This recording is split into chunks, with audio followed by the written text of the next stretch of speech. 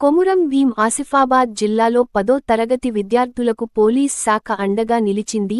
తిర్యాని మండలంలోని ఆశ్రమ హైస్కూల్లో పోలీసులు మీకోసం కార్యక్రమం నిర్వహించి విద్యార్థులకు పరీక్ష సామాగ్రిని పంపిణీ చేశారు. ఆసిఫాబాద్ ఏఎస్పీ చిత్తరంజన్ ఐపీఎస్ ఆధ్వర్యంలో జరిగిన ఈ కార్యక్రమంలో 10వ తరగతి పరీక్షలు రాయబోయే విద్యార్థులకు ఎగ్జామ్ ప్యాడ్లు, పెన్నులు, వాటర్ బాటిళ్లు అందజేశారు.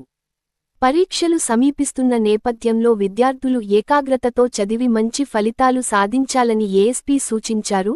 చదువు ద్వారానే ఉన్నత స్థాయికి చేరుకోవచ్చని పేర్కొంటూ, గ్రామీణ మరియు గిరిజన ప్రాంతాల విద్యార్థులు పట్టుదలతో చదివితే భవిష్యత్తులో ఉన్నత స్థానాలు సాధించవచ్చని ప్రోత్సహించారు.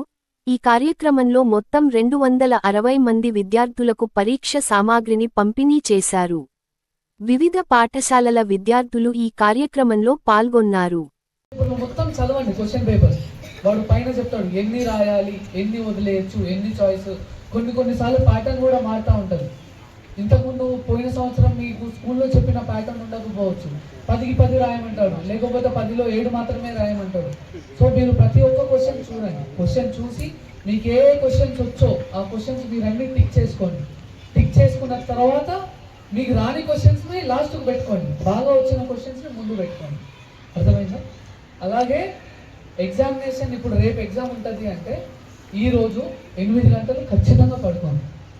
ఎగ్జామ్ ముందు రోజు రాత్రి చదివితే మనకు వచ్చేది ఏమి ఉండదు. కావాలంటే రివిజన్ చేయండి మంచిగా.